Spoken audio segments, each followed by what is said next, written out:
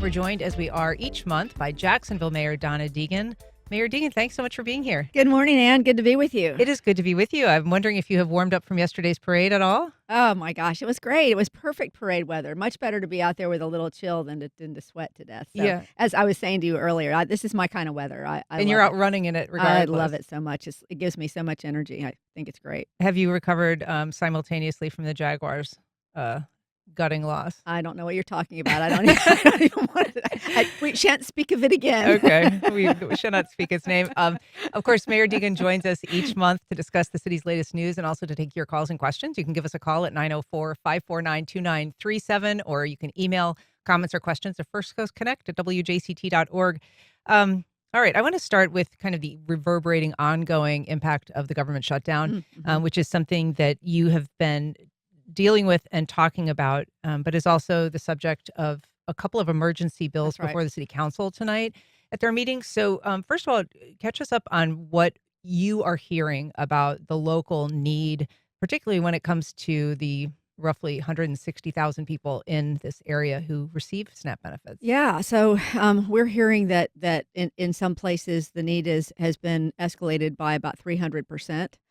People are really hurting. They're concerned that it will take a long time to get this back in the road, even once the government shutdown is over. The gears of government don't always turn terribly quickly. So we just wanted to be proactive, if we possibly could. We had talked to a number of SNAP recipients. In fact, had a couple of them. I think both were veterans who were really struggling. And so in addition to the programs that we already had, we wanted to put together a care coalition to try to make sure that all the organizations that wanted to offer help were able to offer as much help as was needed. And so we put together the Duval Care Coalition for that. And of course, as you said, we've got a couple of council members who have proposed different things in terms of stopgap money to go to places like Feeding Northeast Florida.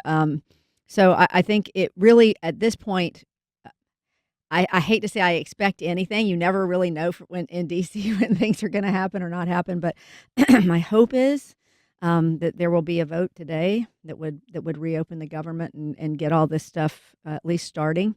But it may be a month or so before people are actually starting to see their benefits again, and that could be really detrimental to folks. We're seeing a great need right now. And so that need will continue, as you say. And I just want to get your take on these two different bills. Yeah. Both would have to get 13 of 19 city council member votes because they're being introduced as emergencies. Right. 857 is introduced by President Carrico and Councilmember Salem. It would provide $200,000 to Feeding Northeast Florida, and it would basically be funded through the general fund's reserve. And then 858 is introduced by Jacoby Pittman, Rockman Johnson, and Reggie Gaffney, and it would provide $2 million, half of it from the city's general fund reserves and half of it from council reserves. Yeah. Obviously, there's a big difference between $200,000 and $2 million. Do you have a strong feeling about either, or which might have a better chance of passing? Well, look, I think honestly, with council, always the lower amount's going to have the better chance of passing. I think the question is how great is the need, and I think that what we are trying to get our arms around right now is how long will it be that people are going without these benefits, and I think we don't really know a great answer to that right now. So I'm not exactly sure what council will do with either one of those proposals. I appreciate both of them. I mean, when we put this coalition together, it was really just to create community awareness and to tell people, listen, if you have the means, please donate or be part of the effort to help people. And I think Jacksonville's been very generous. I think you probably saw that Steve Pajic and his law firm committed $100,000 to RAM and the farmers market there for SNAP. There are all sorts of folks that have come out of the woodwork, but in terms of these bills, I suspect that council may be cautious until they know exactly what's going on. So to me, just in conversations that I've had, it seems most likely that they would approve the smaller amount first and then see if there was a need to go back for a greater amount. But if we found out, we're all trying to find out how long this is going to take. If they found out today that this may be a longer ongoing issue, I think they might be willing to think about the $2 million. Yeah. I do want to talk about the concerns that have been raised just in the last couple of days by primarily, I guess, by council member Rory Diamond, although council member Ron Salem has also weighed in. They're going to have this meeting of the Duval Doge Committee. That's obviously something that's, aimed at tackling waste, fraud, and abuse. And Rory Diamond has made some really serious criminal accusations. He has cited, quote, claims of Medicare and Medicaid fraud.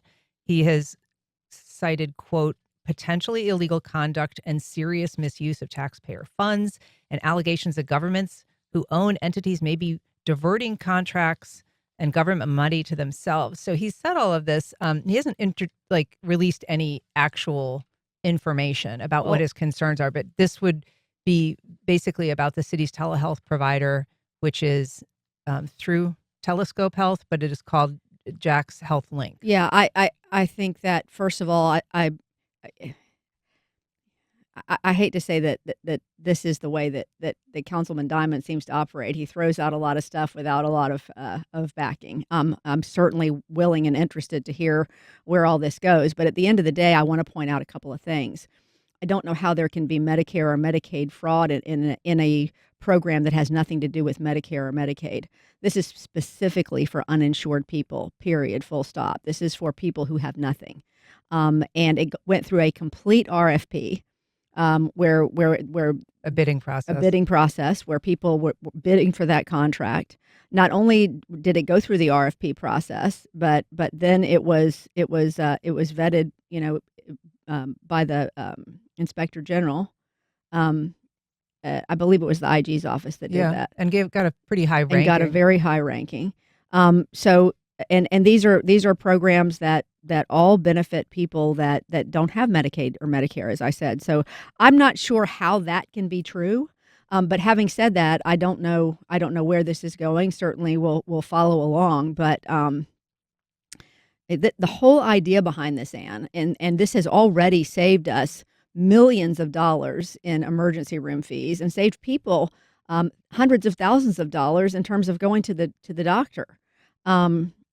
This has been an extraordinarily successful program. It provides telehealth appointments for people who don't have insurance, and basically is designed to help avert them having to go to the ER. Absolutely.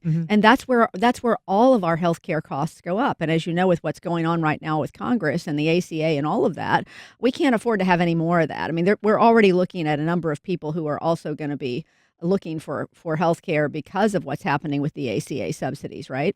So this has been a really successful program, and one that has been vetted to death. And I'd like to also point out that the relationship with Telescope Health started under the previous administration during COVID.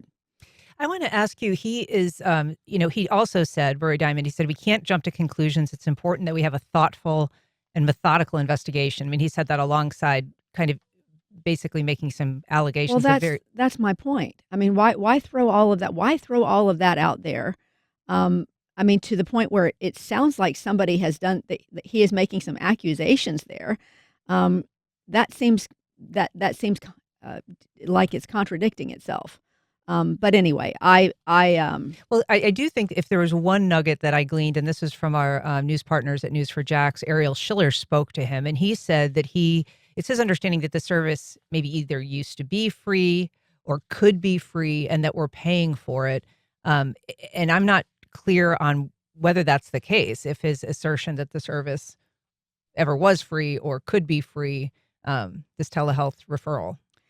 All I can tell you is the whole thing was completely vetted over and over again, and everyone agreed it was a great program and it saved so much money. And so I don't know where this is going. I think there is more going on here than meets the eye, and that's all I'll say about that. We will say that Councilmember Carlucci weighed in on this, and he said, that because Rory Diamond declined to name specific wrongdoing and no clear facts were provided, that he thought it sounded political. But he did say that if any council member has any credible evidence of fraud or illegal conduct, they should be going to the inspector general, the state attorney, or the office of general counsel.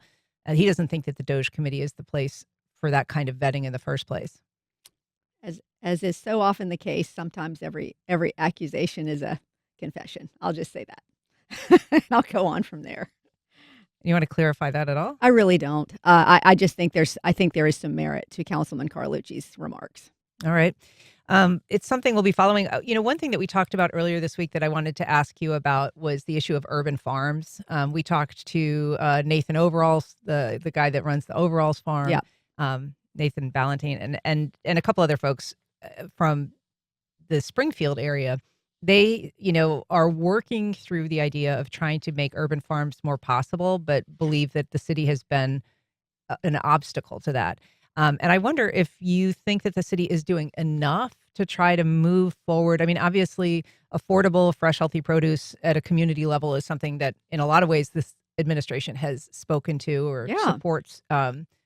Getting rid of food deserts Absolutely. so. What more should the city be doing to try to facilitate what's going on in Springfield? Well, look, first of all, we actively for a while had a program trying to truly ramp that up. The whole idea of urban agriculture. We had somebody with us for a while that was here, just temporarily to help us try to get that going. Um, um, but at the end of the day, we are still actively working to resolve that issue with Nate and with other folks who are interested in that issue. It is an important piece because we do want to solve the whole idea of having food deserts. I know Councilman Peluso is working on legislation that will help the city to frankly, we have to identify what qualifies as urban agriculture. What is everything that entails? Because if we're going to get our arms around it legislatively to create an ordinance, we need to define exactly what it is. And I think, we're also working on a food study that's going to help us to work more closely with aspiring and established urban farmers. It sounds like there's a lot That's of good going on. models out there in other Yeah. cities that have done this successfully, Yeah. including, St. Pete, and a few other cities in Florida. Yeah, there are a number of things for us to consider. I will say where and Nate has been just an incredible advocate for this. Just has done a tremendous job. I think where the complications come in with him, just from what I understand, is that um, he differs from some of the other farms in that he monetizes um, what he grows, and he hosts all kinds of big events, bringing a bunch of people to residential neighborhoods, maybe something that some people aren't really I terribly mean, I fond think of. he disputes that. I think he says he kind of had one fundraising event, but that there isn't like any kind of regular gathering there.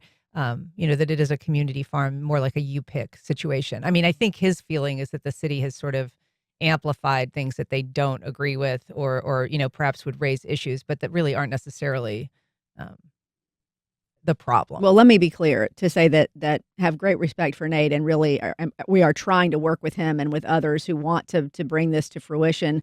And I think that is what is happening right now. I think you have a couple of council folks who are very focused on it, and I think we'll see an ordinance sooner rather than later. I know the planning department really wants to get this resolved as well, and so we will get there. But we have to get there the right way. We've got an email from Jennifer, and it'll move us on to another topic. She says, this project of JTA and City Council supporting the Navy is a project that needs to be eliminated. Why are you all not considering a light rail system throughout the greater Jacksonville city and connecting to the suburbs? Obviously, that is a big topic of It is. conversation right now. It is. We know that there have been questions asked of JTA's executive, Nat Ford, by the council recently. But, this is a $400 million Yep. project in the end, and right now, there's, concerns. Is it worth the investment that the city's gonna make, the state and the federal government as well? Well, respectfully, I would disagree with the caller. I think that autonomous vehicles are going to be the way of the future. In addition to light rail, this is not an either or situation. We have a large city. There will be other areas in which certainly light rail makes a whole lot of sense. Um, but look, Ann, I said this to you before, and I truly believe this. We are a city that has been so car centric for so long. We get in our cars, we drive up to where we want to go, and we park there. And given the rate of growth in our city and the rate of growth in our downtown too at this point, we need other methods to get people around. And I think as we continue to get more people moving downtown and more businesses and more activities downtown, this will make a lot more sense. For anybody to judge the Navy based on the fact that it's been open for a fraction of a second and say, oh, well, we don't have the ridership we need, so we should just eliminate the whole thing. It's reminiscent of me of what we did with the Skyway. Well, You can't go 5 minutes down the road on something, decide it doesn't, strike out on a path, and let's see where it goes. I mean, I think that this is something that was investigated for quite a while through the JTA, but let's go on beyond that. Holon, who was attracted through this whole thing. We're going to be having a press conference today about Holon. I will tell you they manufacture the vehicles, or will they manufacture. will and do manufacture, or yes, they will manufacture these vehicles for a global audience, not just Jacksonville. They will be manufacturing our vehicles, but a global audience. $300 million just off the bat is going to be into our economy from Holon, not to mention all the jobs and the manufacturing that will happen right here, which we desperately need. So you're talking about hundreds of millions of dollars. I'm telling you right now, we're going to see a return on that investment just through Holon. So that is a tremendous opportunity for us, and I would encourage folks, to check out the whole system. Holon will have one of their vehicles there this afternoon. I think from 1 to 6 at City Hall. We're going to have an event there at 3:00 where we're actually, speaking about all this stuff. I have to admit to you, at this point for me, it is a huge frustration hearing people dunk on this whole thing when it literally has been. We've investigated it. We've got people from Japan, people from Atlanta, people from all over the world that are looking at our system as a blueprint for how they might do their own. And we are so focused on one thing, which is not exclusionary. We can do light rail at the same time we're doing these vehicles. But this is something that I truly believe is the wave of the future. And I think we are leading on this. And I feel like, as a person who's been here, my family, for 5 generations, this is what Jacksonville always does. It's like if we started, it can't be good. Yeah. And I just don't agree with the take on that. At the same time, is it problematic? Do you have a conversation with somebody like Nat Ford when there's reports that they're, essentially asking employees to go ride the Navi and possibly, juicing the numbers on their ridership by doing so? It's okay. To me, this is just a straw man. I mean, it really is. You're asking your employees to go and try it out, to model, to see what it's like, to spread the word about it. It's all part of changing a system of folks who are just used to getting in their cars to trying to say, hey, try this. I don't understand what the big deal is about this, aside from it just seems like a gotcha to me.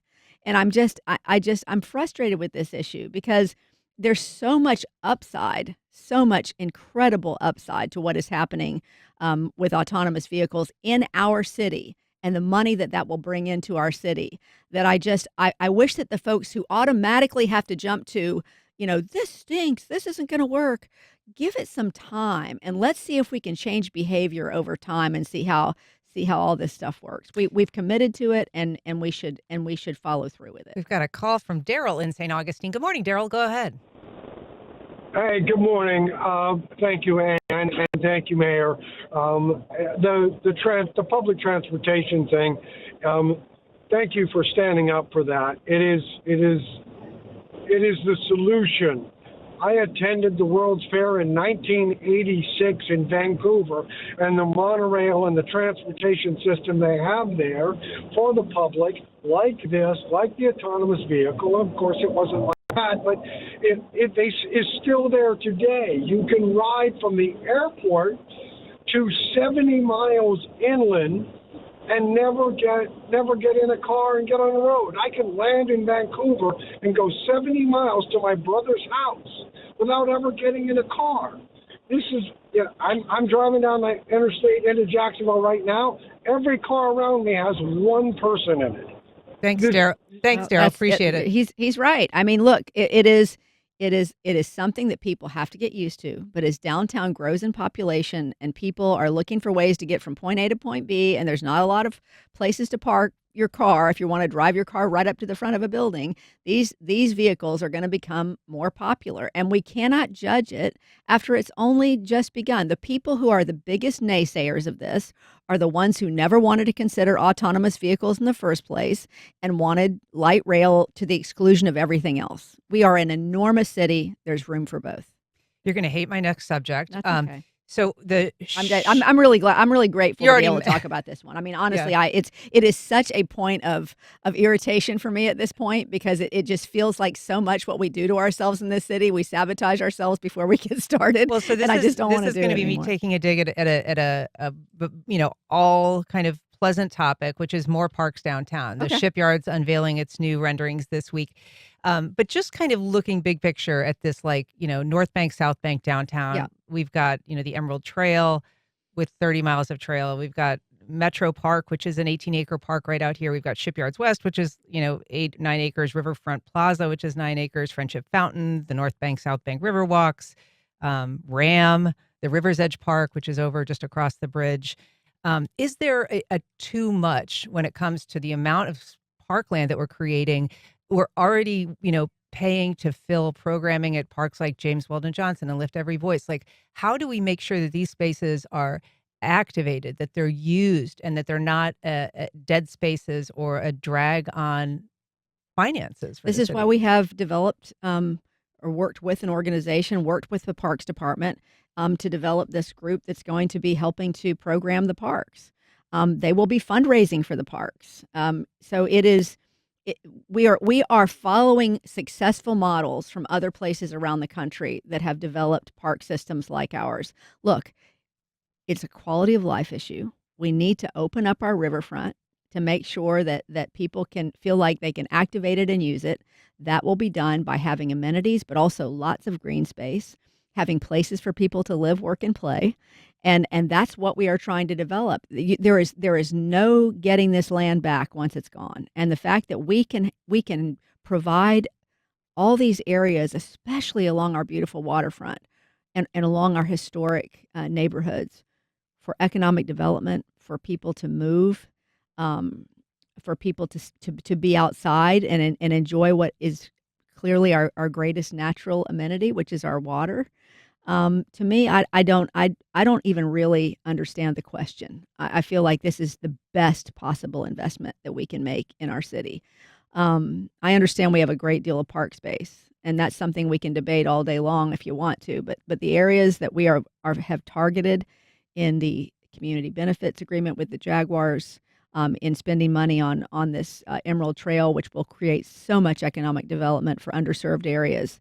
Um, I just don't even know why it's a question anymore. It is a huge quality of life issue and one that will bring jobs, vibrancy, and an opportunity for a healthier population. Yeah, no, I mean, I think that would all be great if that is what happens. It's just something that when I look at the expansion of it, it always strikes me as like, is there enough to sustain this? If you build it, they will come, Yeah. man. That's what you got to do. I mean, why would people come downtown if they didn't have amenities downtown to come to? Why would Well, they come to the river walk if there was nothing at the river walk? I mean, the river walk itself is a beautiful amenity, but people need things to also go to. They need retail, and that is That's all happening absent. at the same time. It's all happening at the same time. You have so much of that is planned and in the building stages or the design stages for all of that will be part of what you see on the riverfront. It's not just going to be green space, although I think a lot of green space is important. Since we last spoke, we had the former mayor on, Lenny Curry. He sort of reinserted himself into the political conversation. And he was on this program critical about your administration. Let's take a listen and a watch to a little of what he had to say. To be clear, his first reference is sort of to the removal of the Springfield Confederate Monument. Mm. This administration has a history of incompetence when it comes to doing things the right way, having lawyers shape things the way they wanted to be shaped, getting contracts executed timely, getting permits on the street on time. What you're describing to me is a process that, as I understand it, that took place that wasn't in accordance with the legal process that should have been followed. Again, we can have disagreements on policy and then voters get to make their decisions, but administrations should be doing things that are in accordance with the law and the process that they're supposed to. Your thoughts? Gosh, lots of thoughts. Here's what I'll say. We need to be mindful of the fact that he works for a lobbying firm that does a lot of business with the city, has held himself up as a partisan all the way down the line, has been throwing lobs at me from the moment that I got into office. But that said, look, I think that his record speaks for itself, and I think my record speaks for itself. And I am extraordinarily proud of all the ribbons that we're cutting in this city. And you know why? Because that means we've accomplished things. We've been a city of renderings for 30 years. We are finally moving through things and getting them done. I'm proud of what we did. I'm proud of what we did in Confederate Park, or whatever we want to call that now. I am proud of all the progress that we've made in our underserved areas. I'm proud of all the cranes in the air downtown. And I have never, ever tried to say that nobody else deserves any credit for anything that's happened in this city. What we should be doing in this city is building upon what each administration before us has done and doing the best we can to move our city forward. Um, that is really, that is really all I have to say about that piece. And I'll go back to what I said before. Sometimes every accusation is a confession. One little thing we did ask about specifically in terms of things that his administration happened under his administration was the whole JEA scandal. Sure. And I specifically asked him if he thought he owed this community an apology, and he said he absolutely not. That happened. It happened, not on him. Your thoughts? Well, again, I would say that all of the events around that JEA debacle, a dark period for our city, are very well documented. And I don't think I probably need to regurgitate those. But I am certainly hopeful that we don't have to relive another era of lack of transparency and I'll leave it at that we had during that period of time.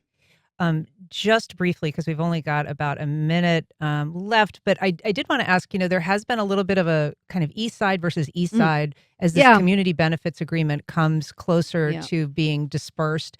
Do you have thoughts? Are you concerned about what is developing as a little bit of a rift between a couple of contingents of East Side residents? Look, I think it just shows how deeply people care about this issue. I mean, it's a lot of money that's going to be going to the East Side. I think there are a lot of stakeholders in the East Side that are very committed to making sure that all of this gets spent in a way that is most advantageous for the residents there, and to make sure that it all comes to fruition the right way.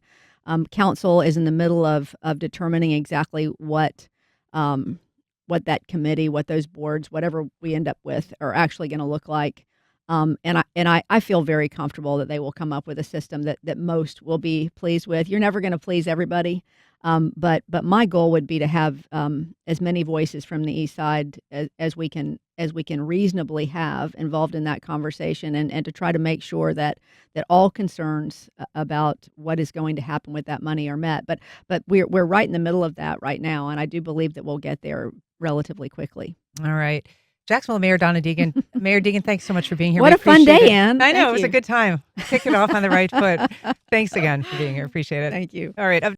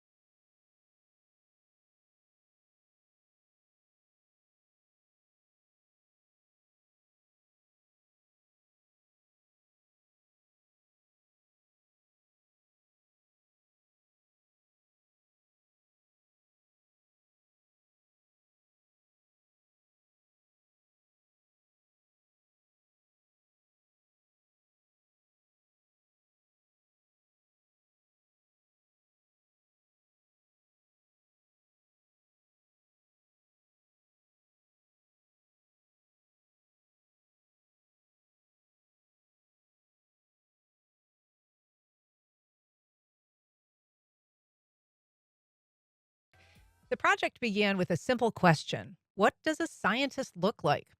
The answer led to a prestigious national award for my next guest. Here to tell us about it is Wolfson High School freshman Peter Fernandez Dulé. Peter, welcome. Thanks for being here. Hi, thank you so much. Uh, It's such an honor. Thanks for skipping class to be here. Is that something you had to actually do today? You had to arrange to be out of school. I did actually, All yeah. right. Well, thanks for your presence and congrats on the award. That's wonderful news. So you initially got the idea to research gender bias in artificial intelligence Mhm. thanks to your younger sister. Tell us a little bit about how that started. How'd that happen? Okay, so it all started about, it was in mid-October. So Halloween was around the corner, and my sister wanted to do a creative writing project. So she had a creative writing project assigned for her class, and it was about a mad Last scientist last Halloween. last year, because this is based off of research that I did in 8th grade. So I was in 8th grade Okay. last Halloween, and so she had already made her story about the mad scientist, and the character looked like her. She imagined herself as a mad scientist. So she goes to Canva because she wants a visual. And me and her, we go to the Canva Magic Media AI tool, and we type up mad scientist. And she expected the mad scientist to look like her. And she got old, light skinned men that look like Albert Einstein in lab coats.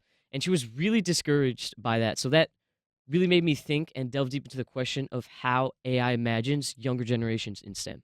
And so Canva, for people who aren't familiar, it's kind of a graphics building platform that people can like use to make images Yes. or design, things that they're looking to design. And so this is one of many kinds of programs that incorporate some form of AI, especially in search tools. hmm And so she's searching for mad scientist.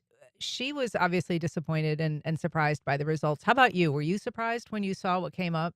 I was very surprised because I never imagined that an AI would kind of variate the same image. It was basically variations of the same person. So I was honestly really shocked by the results because I was never really aware until I started my project about how baked AI bias is into an algorithm. Interesting. And so, how did you decide to turn that discovery into a research project? We should say this is a project that you called Career Bias in AI Data, ultimately, was what the name of the project. How did you Yes. decide that was, you wanted to turn it into kind of an investigation? So, my science teacher, Mr. Gary, we had to do a science project. It was assigned for a class, and if we wanted, we could submit it to the local fair. So, what I decided to do is that I just went to Canva one day and I started generating more images of scientists, and I'm like, okay, so how can I refine this? So, since I saw that, my inspiration from my sister searching up mad scientists, I decided to use the same algorithm. So I started like mass generating images, and I decided to use 5 rising STEM careers. So that kind of pushed me to refine, that generation and switch from, like my sister generating mad scientists, but I chose the careers this time. So, So what did you choose? What careers did you pick to look for?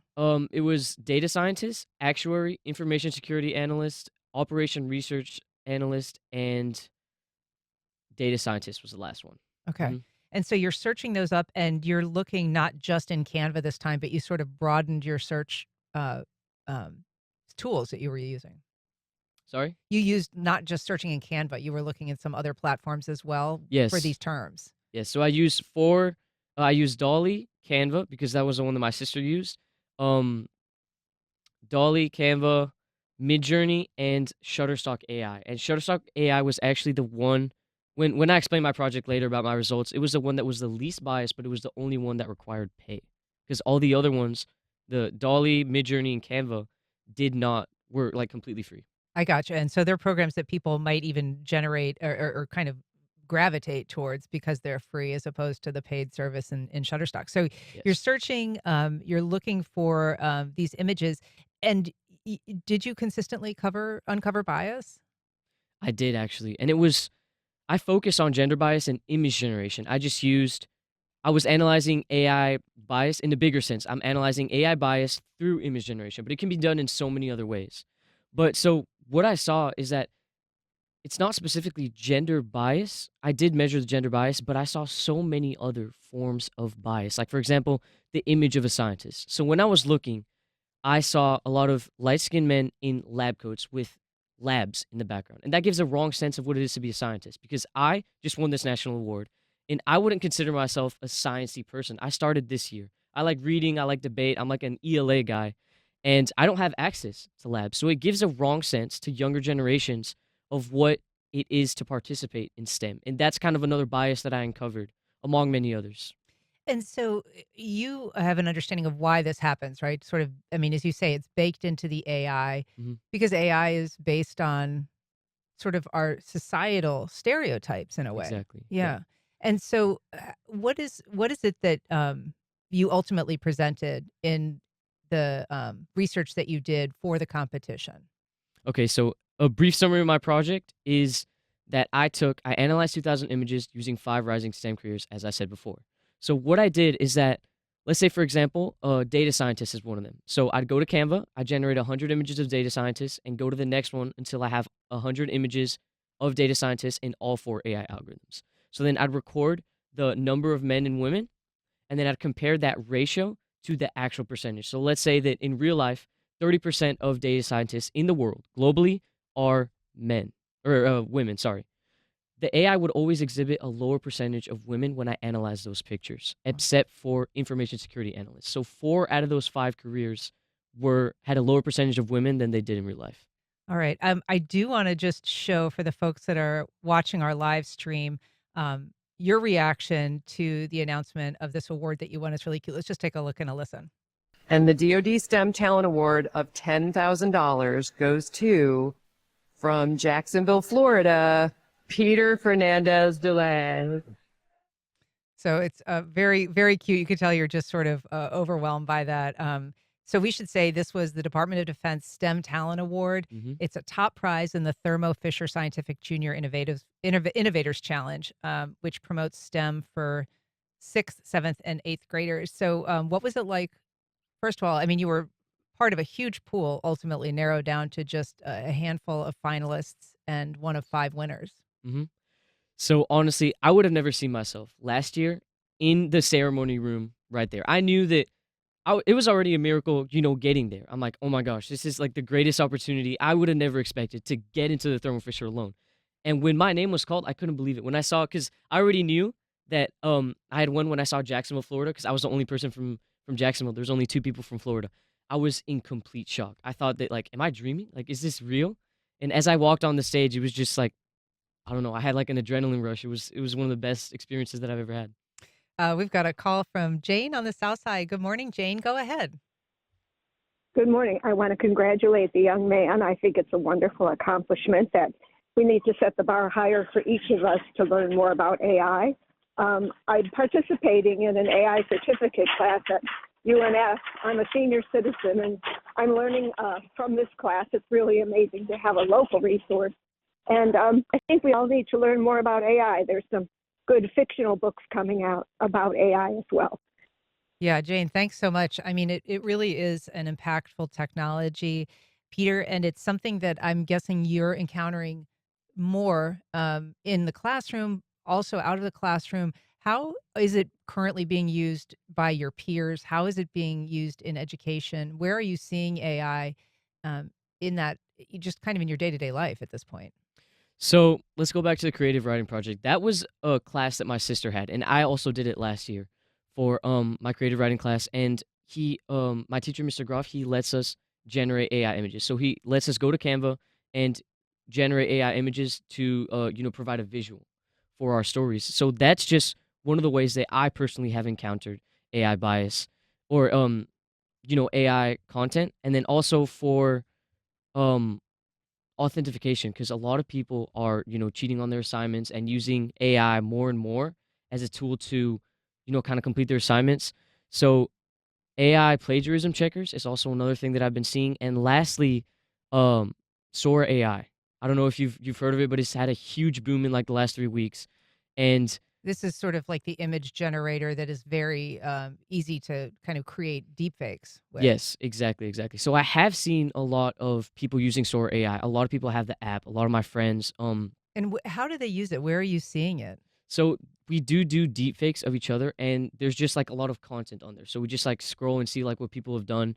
And what's really shocking is that the line is getting blurred between what is a real video and what's not, because sometimes I honestly can't tell the difference. So that really kind of stresses that it's super important to expose these stereotypes before we know what's AI generated and what's not. Is it concerning to you when you see a deep fake or somebody is doing a deep fake of you that is indistinguishable? Or do you see it being used in ways that are not helpful or are harmful? I haven't seen any harmful ones so far, and no one's ever done a deepfake of me, but there certainly can be, negative motives to do it, and I can definitely see some harmful things. And all of this content that's getting generated, that deepfake image is gonna be in the Sora AI's algorithm system. So this is just baking the bias more into the algorithm. Or baking the fake narrative more into, Exactly. yeah. Fake narrative, yeah. So I understand that you are, interested in becoming a psychologist. How do you think AI is something that could be used in that field? Okay, so just to clarify, there was a mistake with the resume there, psychologist. I actually want to be it's pretty similar. I do want to delve into neurology, kind Okay. of like that psychology aspect, but I want to be a patent attorney. And Oh, so you may think like, "Oh, that's a lawyer, why are you doing science?" But a patent attorney is patent law is the only field in which you need a science degree in because you're always being exposed to innovation. So interesting. I do want to delve into psychology as opposed to being a psychologist, but my next projects are definitely going to be I'm starting to delve deep into that area of AI and neurology, how it affects human behavior and how people react to AI content. Okay. And we should say that when you won this, you were attending Landon. Now you're at Wolfson. You're a freshman Yes. at Wolfson. And so you've got a few years ahead of you. But obviously, AI is going to be a big part of all of our future. Mhm. Is it something that generally you think is going to be a net positive or a net negative? I would say in the long term, it is going to be a net positive because there's so many benefits that we're getting from AI. It's facilitating so many aspects of our lives. But as it gets integrated into business and all these other things, it's very important to monitor these data sets because an AI algorithm works on data sets and it just regurgitates the information that it gets from data sets. And these data sets come from everywhere on the internet. So it's crucial, I would say, if we want AI to be a positive change instead of a negative change to monitor these data sets. And Who has access to those data sets though? the CEOs of companies, and there are specific people that monitor those data sets. And there is already um things being monitored, but since there's so few studies on AI bias, it's really important to make studies on this and expose these biases so that monitoring systems are more transparent and they get more imperative. They become more imperative. Well, you are an impressive kid, Peter. It is so nice to meet you. Peter Fernandez Dulay, taking home a big prize. Thanks so much for being here and talking to us about it. Congrats. Thank you so much.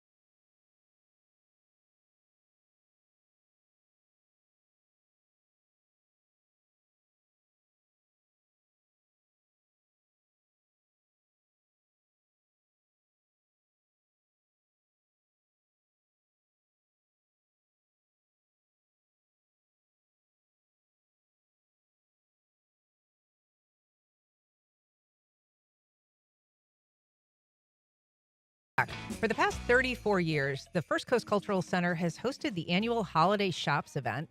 Here to tell us what should be on this year's shopping list is Silvia Romero, Senior Operations Director at the First Coast Cultural Center. Silvia, good morning. Good morning. Thanks for having us. We're also joined by Kimberly Sheridan, the group's fundraising manager. Kimberly, thanks for joining us. Yeah, thank you for having us. So there are cultural institutions that do holiday shops around the area. There's Fernandina Beach, St. Augustine, downtown, St. Jacksonville, of course.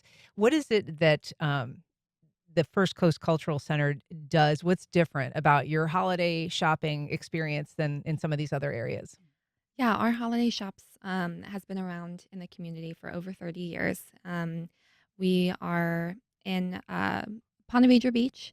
We are in Sawgrass. we have vendors that come from all over. We have local vendors, and we also have a couple vendors who come from other states, and also one who comes from out of the country, comes from Peru with some really unique pieces. But we have woodworkers, glass workers, we have woven clothing, we have shoes and jewelry and different kinds of accessories and decor. But what makes our holiday shop special is that it supports First Coast Cultural Center. And we are an organization that is all about just advancing the arts in our community and offering, we have free programming, free events, as well as paid educational programming for adults and children. And this event really helps us fund our purpose and our mission in the community. And Sylvia, it's a nonprofit, and so it does rely on kind of donors and members and such. But has that always been part of the model for the cultural center? Absolutely. So, as a nonprofit in the area for 30 years, absolutely. And we strive on membership and awareness and people coming to these programs and events. So, holiday shops on the weekend of November 21st through the 23rd, Saturday and Sunday being open to the public for just a $5 suggested donation, and then the Friday night being a special private preview that's ticketed, which is very unique and special. But this is one of our flagship programs and really allows us to continue perpetuating some arts programming through the community. So our mission is to bring the arts into the life of the community through three ways, which is arts education programming, exhibitions, and outreach. And there are a lot of really wonderful holiday shops, organizations in town, but we're kind of the only institution like this that's an educational institution between downtown Jacksonville and downtown St. Augustine. And so you talked about all the variety of things that are available. It sounds like selecting those would be a kind of a fun way of sort of vicariously shopping itself. So who gets to do that? Who gets to sort of choose Yeah. what you pick to sell? Yeah, I have the privilege to meet different vendors and talk to them and get them to come to holiday shops and sell their wares. But also, some of these vendors have been frequenting our holiday shops for almost as long as we've been having it. You know, there are vendors who have been here over 10 years, over 15 years, over 20 years, who just return again and again because they love holiday shops and they love supporting us and they love just being in the community and the thrill of the event, I guess, is a big part of it too. They and as you said, I get to pick some things that I also would like. Yeah. You know, so we have purses that we're really excited to see, and like I said, the handmade woodwork. And I've we been should say getting we're showing pictures. some of the Oh, stuff that you yeah. have on our live Yes. stream for people who are Yes. watching. So Yeah, and I've been getting new pictures from vendors and looking through old pictures, and a lot of these things will be there again, as well as some new things. So it's very exciting. and so the money that's raised, Sylvia, I mean, what kind of programming do you then bring the community? That's right. So when you choose to purchase through local artists and local nonprofits like ours, it helps put money directly into the pockets of artists and artist retailers that we have and resellers instead of choosing maybe Amazon. And some of those, so the majority of the sales and the proceeds go to those artists. And then the portion that we collect from the commissions and from the door entry and those ticketed nights of the November 21st private preview night helps us support general operations with children's programming and adults programming. For example, we have a speaker series. We have wonderful art history and cultural speakers that come from UNF, from JU, from all around the area. And it helps keep those ticket prices either very low or free. It also helps with our grant-based programs. We have a Sound Connections music therapy program that is just based on grants. It's free for students with disabilities to have a board-certified music therapist during the day. Right now, our therapist is in 4 Title I schools in St. Augustine, bringing arts therapy through the form of music to children with a variety of disabilities. Well, it's a great annual event. It is the Holiday Shops at First Coast Cultural Center. We have a link on our website, but the event is November 22nd and 23rd, open to the public. That's Saturday and Sunday. Thank you so much for being here, Sylvia, Kimberly. Appreciate it. Yeah, Thank you so so much, Anne.